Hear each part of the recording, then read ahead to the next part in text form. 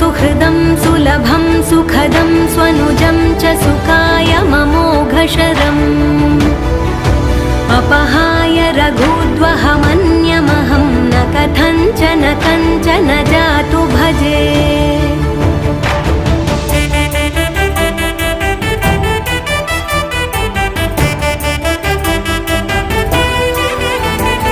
विना वेङ्कटेशं ननाथो ननाथः सदा वेङ्कटेशं स्मरामि स्मरामि।